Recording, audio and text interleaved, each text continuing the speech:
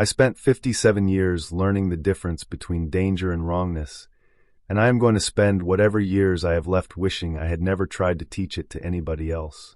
Danger is honest. A bear with cubs is danger. A river swollen brown in spring is danger. A dead tree leaning the wrong way over a trail. Those things will hurt you, but they don't mean to.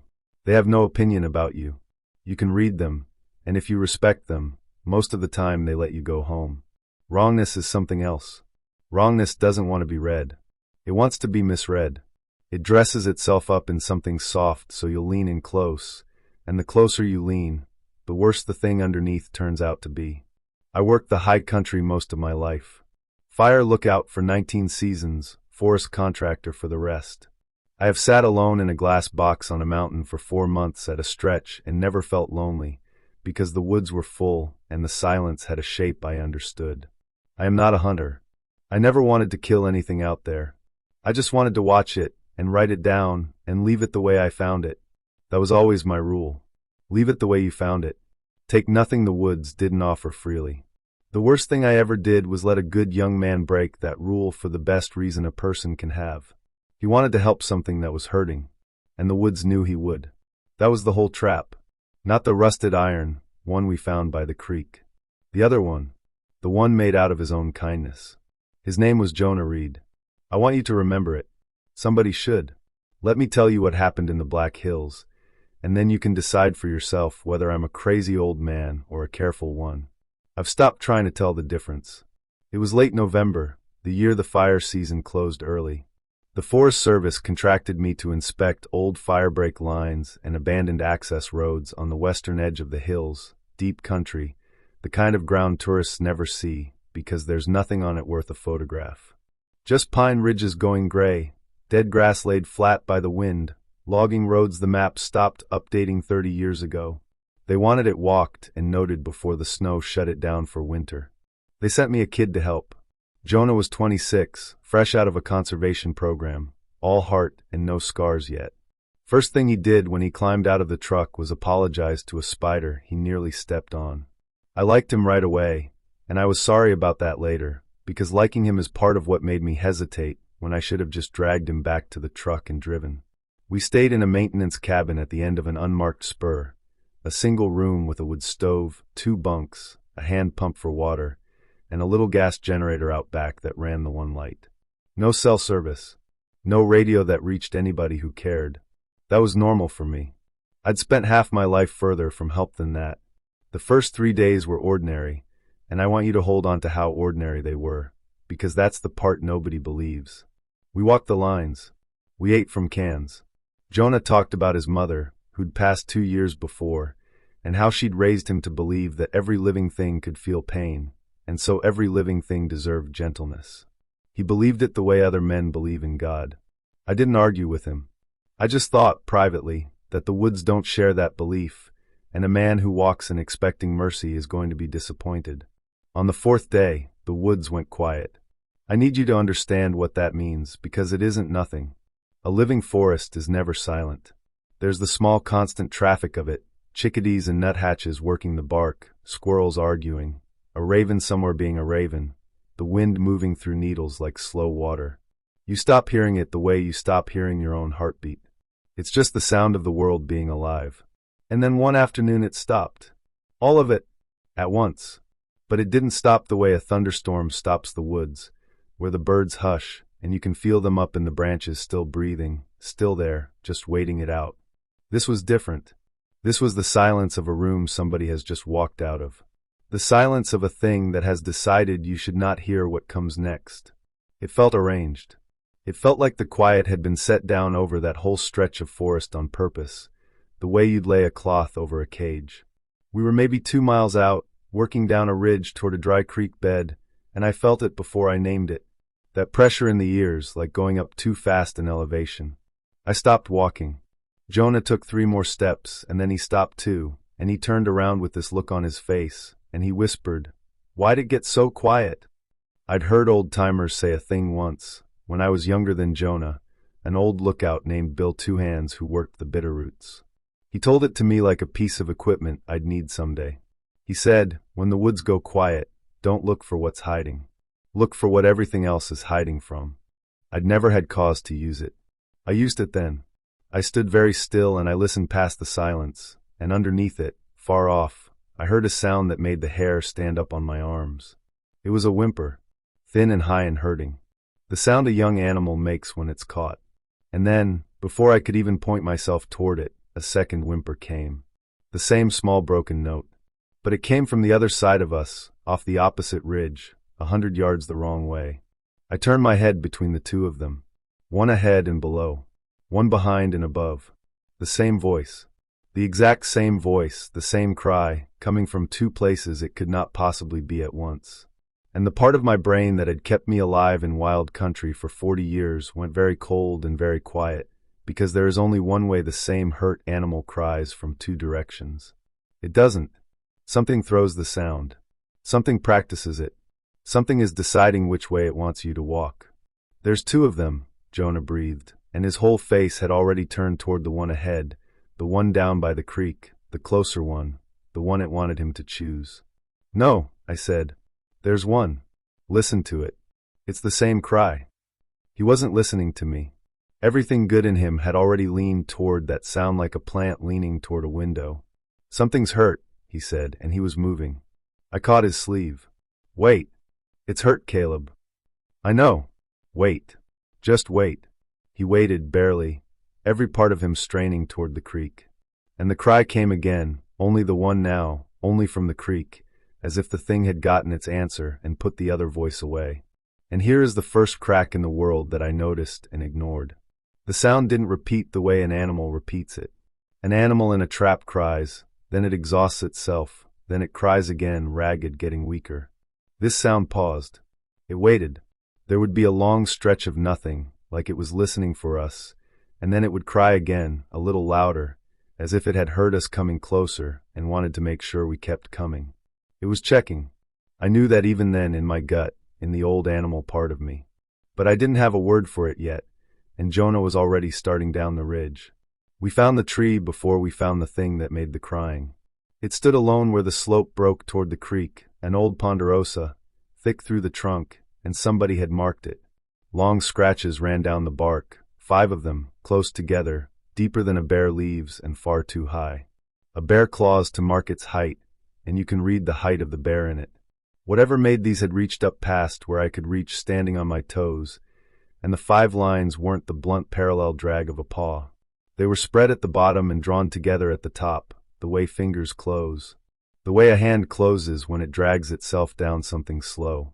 Sap was still weeping out of the lowest cut. Fresh. Bright.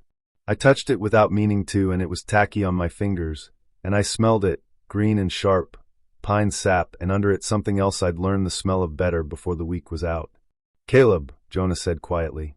He was a few feet on, and he'd stopped. In a patch of damp clay along the dead creek there were tracks, and beside the tracks, off to the side where you wouldn't step unless you were looking, somebody had arranged a small circle of bones. Rib bones from a deer, picked clean and white and set point inward in a ring the size of a dinner plate. Not scattered. Not chewed and dropped. Placed. Spaced even, each one turned the same way, the way a person sets a table. The way a child arranges things it has been taught are important without understanding why. The tracks themselves were too long for any wolf I'd ever cut sign on. Too narrow for a bear. And the shape of them crawled up the back of my neck. The weight sat back on a heel and forward on toes, the way it sits on a thing that walks upright, and at the front of each toe was a deep narrow puncture where a claw had pressed in further than the rest of the foot. The way claws press when something balances its weight forward. The way a man balances when he leans down to look at you. We're going back to the cabin, I told him. And then the crying came again, very close now, just over the lip of the creek bank, and Jonah went to it before I could stop him, and that was the moment everything I'd built my life on stopped being able to protect us. It was in the trap. An old leg-hold trap, the illegal kind, rusted half to nothing, the kind a poacher sets and forgets, the kind that kills slow. And caught in the jaws of it, by one thin hind leg, was the thing. At first I thought it was a coyote pup. Then a wolf-dog cross, one of those animals people breed and abandon when it grows too big to love. It was the size of a 6-month pup, gray and brown, matted with mud, shivering. It looked up at us when we came over the bank. It looked up and it did not cry. That's the part one keep coming back to. It saw us first. It went still and it watched us come down the bank, both of us, its eyes going from me to Jonah and back, weighing, measuring, the way you'd size up two strangers and decide which one to ask for money.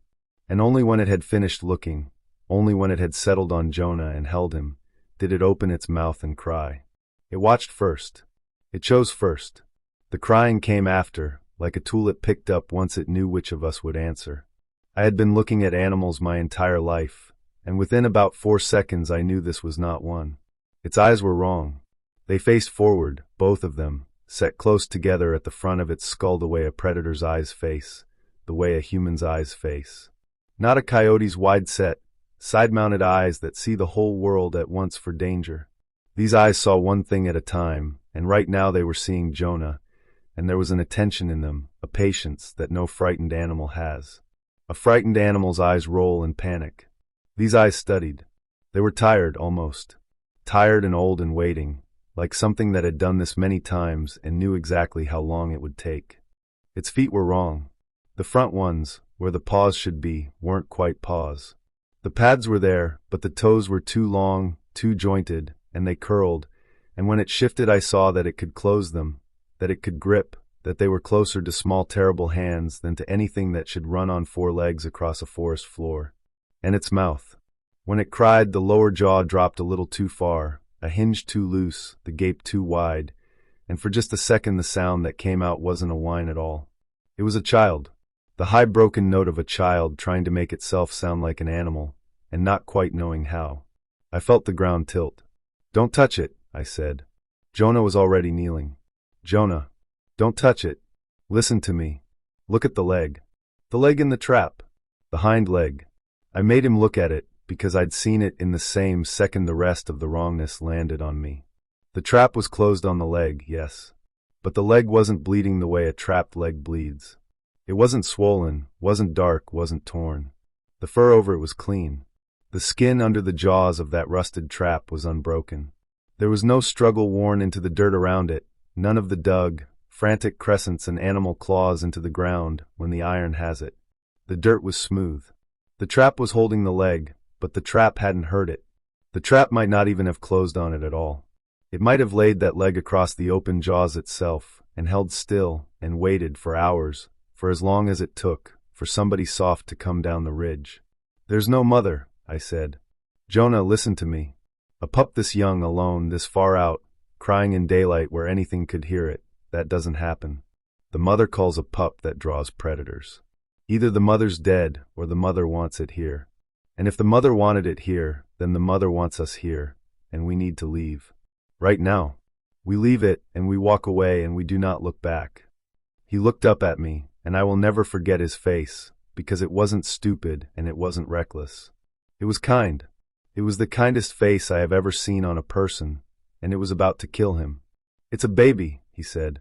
"It's scared and it's freezing and it's caught in a trap a person put here, and you want me to walk away and let it die slow because it looks strange to you." His voice cracked. "I can't do that. I can't be a person who can do that." The creature cried again. And here is the thing I noticed and have never been able to unnotice. It didn't cry when Jonah turned toward me. It cried the exact instant Jonah turned back toward it. It watched, and it waited until it had his eyes again, and only then it cried. It was timing him. It was waiting for him, specifically him, the soft one, the one it had picked off the ridge. I should have grabbed him. I was bigger and stronger even at 57, and I should have just taken him by the collar and hauled him up that ridge while he screamed at me, and I would have been the villain of his story for the rest of his life, and he would have had a rest of his life. I hesitated, because I liked him, because I didn't want to be cruel to a kind young man over a feeling I couldn't prove. The woods used that. The woods used my hesitation the same way it used his mercy. We were both made of the same soft material in the end. He opened the trap. It came open easy, too easy, the spring weak with rust, and the creature drew its leg out and didn't run. That's the part. A real animal bolts the second it's free, hurt leg or not. Terror overrides everything. This one didn't run. It looked up at Jonah, and it lifted that not quite paw, that small curling hand, and it set it against his wrist. Slow. deliberate. The little fingers closed around the side of his hand, testing the grip, finding it good. Like something shaking on a bargain. Like a thing that had decided. Jonah breathed out like a man in church. "See," he whispered. "See, it knows. It knows we're helping." He wrapped it in his jacket, and he carried it back to the cabin, and it lay against his chest the whole way, calm, watching the trees go by over his shoulder, watching them the way you'd watch out a car window on a road you already knew. I walked behind them the whole 2 miles, and the woods stayed silent the entire time, and I kept turning around, and there was never anything there. That was worse. If there'd been something there, I'd have known where it was. Back in the cabin, Jonah made a bed for it out of his spare flannel near the stove, and he splinted the leg that didn't need splinting, talking to it soft the whole time, the way you'd talk to a frightened dog. The creature let him. It held still and let him bind the leg, and it watched his hands while he worked, and I swear to you it was learning them. The way his fingers moved. The way he tied a knot. It watched him the way an apprentice watches a master. The way something learns a thing it intends to do later. I sat across the room with my back to the wall, and I did not sleep. The generator died at 14 minutes past 2. I know because I was staring at my watch when the light went out. It didn't sputter the way it does when it runs dry. It just stopped, clean, like a hand closing over it. And in the dark the cabin filled up with a smell that hadn't been there a second before. Wet fur. Old blood, the sweet rot of it. And under that, pine sap, fresh, green, the smell I'd touched on the scratched tree. The smell of something that lived in the trees and was made partly out of them. Then the silence came down over the cabin like a lid. I heard Jonah wake up. I heard him whisper my name, scared. And then I heard the steps. They came around the side of the cabin, slow, deliberate, and they were the steps of a thing that walked on 2 legs. Not the 4-beat patter of an animal. 1 foot. A pause. The other foot. The pause was the worst part. The pause meant it was deciding. The pause meant it had all the time in the world, and it knew we didn't. It walked the whole perimeter of the cabin. Once. Twice. I tracked it by the sound, by the creak of the frozen ground, by the way the wall seemed to lean toward it as it passed. It stopped at the window. We had a single window, glass gone milky with age, and against it I saw the fog moving, and behind the fog, something filled the whole frame. A shape. Tall. Far too tall. Standing upright. It didn't move. It just stood, and it breathed, and I could hear it breathing, a slow wet bellows sound, in and out, patient, on the other side of a 1/4 inch of glass. Then it made a sound I had no name for. A low clicking, down deep in the throat, a string of clicks and ticks like bone tapping bone, like a language with no vowels in it. And the little creature by the stove answered. It lifted its head, and it clicked back. The same sounds. A conversation. The young one answering the old one.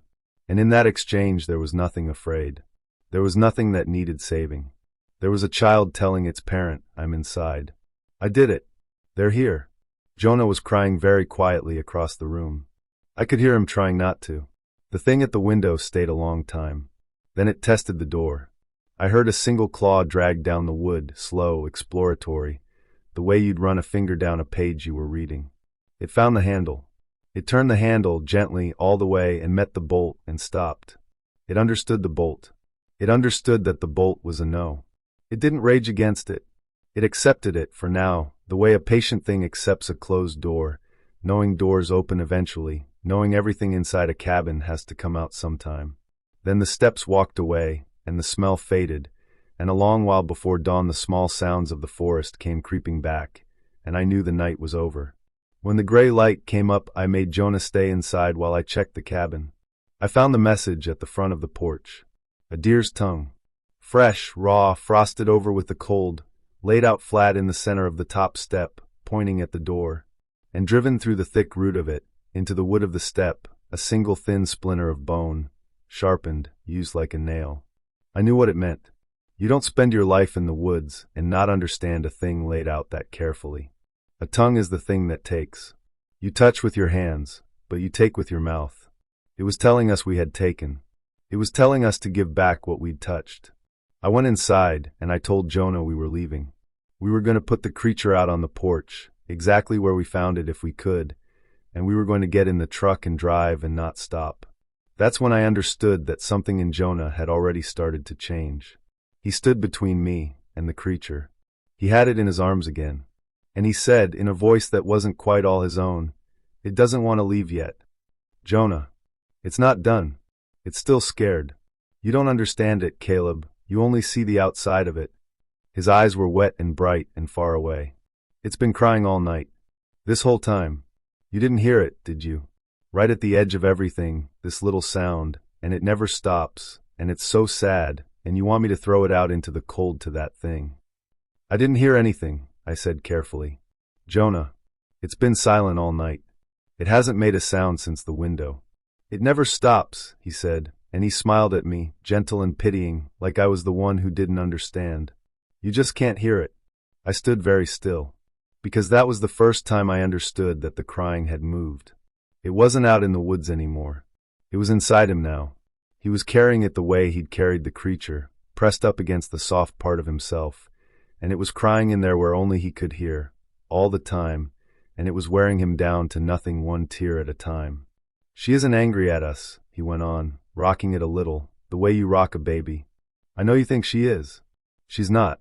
She's just waiting for us to understand what we're supposed to do." I tried to take it from him, and he turned his shoulder and curled his whole body around the thing, fast, protective, a flash of something in his face I'd never seen in him, and the creature in his arms lifted its head and looked at me over his shoulder with those forward-facing eyes, calm as still water, and I understood three things all at once. It was not trapped in our cabin. It had never been trapped. The leg had been a lie at the creek, and the splint was a lie now, and the door had been open to it any time it wanted, and it was here, warm, beside the kind one, because it had chosen to stay. The bait had walked into the house on its own, and now it would not leave until it was finished, and the mother outside was not laying siege. The mother was waiting for her child to finish. We were not the captors. We were never the captors. We were the prey, and the prey had taken the bait inside and bolted the door behind it, exactly the way it was meant to. I tried to get us out that day. I want you to know I tried. The truck wouldn't start. I went out and lifted the hood, and the engine was fine, everything was fine, but it wouldn't turn over, and when I crouched to look underneath I found that something had wound a length of barbed wire, our own barbed wire from the supply box, around the front axle and the steering, woven through it, patient and tight, the way you'd lace a boot. Done in the dark. Done while a thing that walked on two legs stood at our window and clicked to its child. It had hands enough to do that. It had patience enough. The fog never lifted that whole day.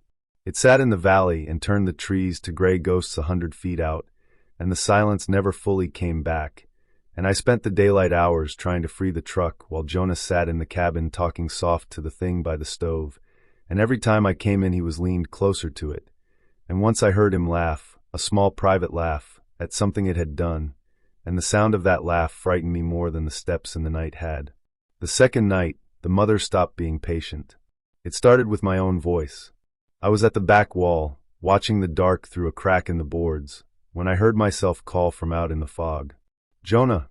Jonah, I got the truck running, come on, hurry, come out." My voice. My exact voice, my cadence, the way I clipped the ends of my words. Coming from 40 feet out in the trees. But I was standing right there, with my mouth shut. I hadn't said a word. Jonah's head came up. For 1 second the old Jonah surfaced in his eyes, confused, hopeful, and he looked at me, and he looked at the wall where my voice had come from, and I shook my head slow, and put a finger to my lips.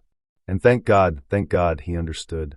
The thing outside had learned my voice off 2 days of listening through the walls, and it had thrown it into the fog to call him out into the dark, the same way it had thrown the second whimper across the ridge that first afternoon. It understood that he would come for me. It understood love as a door. When my voice didn't work, it tried another one. I heard her before he did. A woman's voice, soft, warm, the kind of voice that sings to a child. It came drifting out of the fog, and it said his name the way only a mother says a name. "Jonah, Jonah, honey, I'm so cold out here. Won't you let me in?" His mother had been dead 2 years. He went white. He stood up. The creature in his arms went very still and watched his face with those forward-facing eyes, and I understood that it had pulled this out of him somehow, the sound of her, the exact sound of her, drawn it up out of him like water from a well. It had been learning him for 2 days for exactly this. "That's not her," he whispered. but he was already turned toward the door. "No," I said. "It's not. You're right. It's not her. Stay with me, Jonah. Stay right here. It's so cold, baby." The voice came again, closer now, just outside, broken with weeping. "You always were such a good boy. You never could stand to let a thing suffer in the cold. Just open the door for your mother. Just this once." "I know it's not her," he said again, and now he was crying, the tears running down without him seeming to feel them. "I know my mom is dead, Caleb. I buried her. I know it's that thing wearing her voice." He took a step toward the door. "I know. Then don't open it." I put myself between him and the door, both hands flat on the wood behind me. I begged him. I have never begged anyone for anything the way I begged that boy in that cabin. I told him his mother was in the ground in Rapid City and could not be cold, that the only thing on that porch was the thing that had marked us, that if he opened that door we would both die in it. I held his face in my hands and made him look at me. And for a moment I thought I'd reached him because his eyes cleared and he sagged and he said, "Okay. Okay. You're right. I won't." And in that exact moment, the moment he chose me, the moment his fear finally got its grip on his mercy, the little creature in his arms made one sound. A whimper. Small. Thin. Hurting. The child note. Right against his chest, right under his chin, the saddest sound in the world, perfectly timed, the way it had timed every cry since the ridge. And I watched it undo him. I watched his face break, not with fear, with grief, with that bottomless gentleness his mother had put in him. And he looked down at the thing in his arms, and he said, so quiet I almost missed it, "But she's still out there. Whatever she is, she's still cold." His mercy was stronger than his fear. It was always going to be. That was the whole reason the woods chose him. He didn't shove me. He just put one hand on my chest, gentle, the way you move someone you love out of a doorway, and I let him. God help me, for half a second I let him, and that was enough. He reached past me and he drew the bolt, and he opened the door. It happened fast then, the way these things do after a long, slow dread, all the patience spent at once.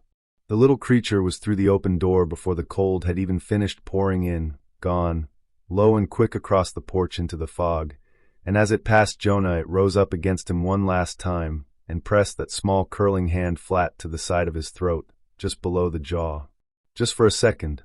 Not a scratch. Not a bite. A touch.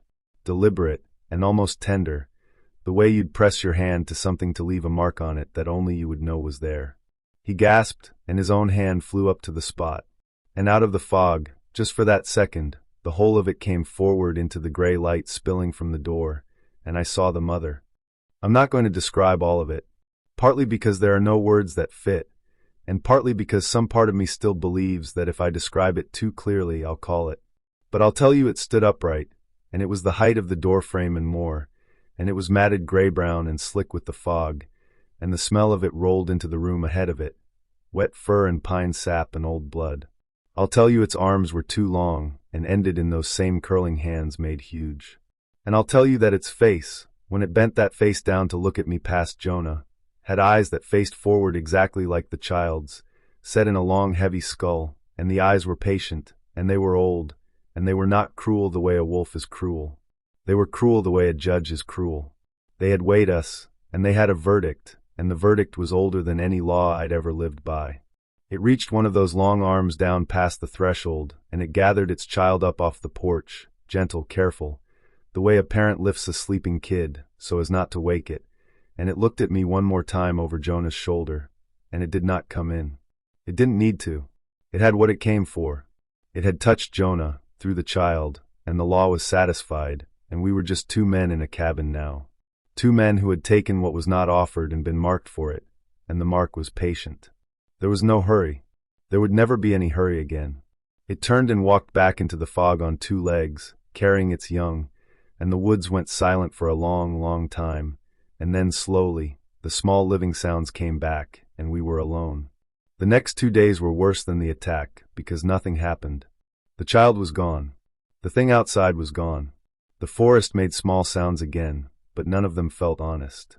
Jonah barely spoke. He kept one hand at his throat, touching the place where the little creature had marked him, like he was afraid the mark would disappear if he let go. I worked at the wire under the truck until my hands bled, and every few minutes I looked at the tree, waiting for the verdict to change. We got out on the third morning. The fog thinned enough for me to cut the last of the barbed wire off the axle, my hands shaking the whole time, watching the tree. The truck started on the first try, which somehow was the most frightening thing of all, like a door being held open for us now that we'd been let go. We drove out, and we didn't speak for 40 miles. I reported a bear. What else could I say? I told the Forest Service a bear had damaged the vehicle, and we'd had a hard few nights, and they nodded and filed it. A county sheriff went out a week later when I mentioned the trap, the illegal trap, because that at least was real and provable. He found the tongue still nailed to the porch step. He called it poachers. He said poachers do sick things to mark territory, leave warnings, and I let him believe it, because what was I going to say? That it was a parent leaving a note. That it meant give back what you touched. He'd have had me committed, and he'd have been right to wonder. Jonah was never the same. The place on his throat healed into nothing, no scar, but he kept his hand on it. For months. Whenever he went quiet, you'd see his fingers drift up to that spot below his jaw and rest there. He couldn't sleep. He moved to a city, a real city, as far from any forest as he could get. And it didn't matter, because he told me on the phone that he could still hear it. It cries at night, Caleb, he said. The first time he called, his voice was almost normal. By the end it wasn't. It cries under my window. I know there's no window down there. I'm 9 floors up. There's nothing out there but air. But I hear it. That little sound. And it's so sad, and I can't get up and go to it, and it just cries, and I'm letting it down. He stopped eating meat. Then a few weeks later, he called to tell me, ashamed, crying, that he'd started craving it raw. That he'd stood in his kitchen at 3 in the morning with his hands in the package, in the cold of it, and he didn't know why, and he was so scared of himself. The last time he called me it was the middle of the night, and his voice was calm in a way that I knew was the worst thing yet, because the fight had gone out of it. I've been thinking about it wrong this whole time, he said. We all were. You especially, Caleb, no offense. You thought it was asking for help. It wasn't asking for help. A long pause, and I could hear him smiling. I could hear it. It wasn't asking for help. It was asking to be carried. That's all it ever wanted. To be carried home. And I dropped it on the porch and I never finished. I left it out in the cold. His voice broke, just slightly. I have to go back and finish. I told him not to. I drove half the night toward his city to stop him. I was too late. He was already gone. He went back into the Black Hills alone, in deep winter, to apologize, the note said, to return something he'd taken. I don't know what he thought he'd taken. Maybe he just meant himself. They found him in the spring, when the snow let go. I won't tell you everything they found, because some of it is his alone now, and he deserves to keep it. But I'll tell you the parts that mattered, the parts that told me the woods had judged him, and not just killed him. They found him at the base of a big ponderosa pine, deep in country with no road to it. His hands were folded in his lap, careful, almost peaceful, and folded inside them was the old rusted leg-hold trap. The same one. The one he'd opened to free the child. He'd carried it all that way, in the dead of winter, and held it like something precious. And his tongue had been cut out and nailed to the trunk of the pine above him, with a single sharpened splinter of bone. Because he kept trying to explain it. To me. To the sheriff. To himself. He kept trying to put words to a thing the woods had decided should never be spoken, and so the woods took the part of him that spoke, and pinned it to a tree like a notice, and left him there as an answer to a question nobody should ask. But that wasn't the part that stopped my heart when the deputy described the scene. The snow around his body was disturbed. Not by animals, the deputy said, frowning over it, like it bothered him in a way he couldn't place. There were prints in the frozen crust all around where Jonah sat. Small ones, hand-shaped, 5-fingered and curling, pressed deep, ringed all the way around him in a careful circle. The way you'd arrange a thing you'd been taught was important, without understanding why. He had not been alone when he died. Something small had crouched beside him in that snow for a long time. Something had sat with him close, patient, while the cold took him, and watched, and learned him, the way it had watched and learned him in the cabin. And then it had gotten up and walked away on 2 legs, off into the country with no roads, carrying whatever it was Jonah had finally brought back to give it. The lure cycle didn't end with him. I understood that, standing in my kitchen with the phone in my hand, and the deputy's voice going on and on. It didn't end. It just needed a new wounded thing to cry in the dark. That was 11 years ago. I live a long way from the Black Hills now. Flat country. Farmland. You can see a storm coming for an hour before it gets to you out here, and I like that. I like being able to see a thing coming. There are no pines. The nearest deep forest is 200 miles east, and I have never once gone to look at it. I told myself the marking was Jonah's and not mine. I never opened the trap. I never carried the child. I told myself hesitation was different from helping. I told myself standing there and letting it happen was not the same as touching it, and surely that was not a crime the woods would judge a man for. I told myself that for 11 years.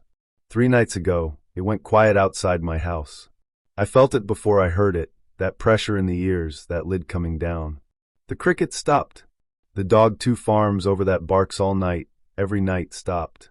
The whole flat world held its breath, out here where there isn't a single tree for such a thing to live in, and I sat very still with my hands around a cup of coffee gone cold, and I listened past the silence the way old Bill Two Hands taught me half a century ago. And underneath it, from somewhere just under my own porch, I heard a whimper. Thin. High. Hurting. And it paused. And it waited.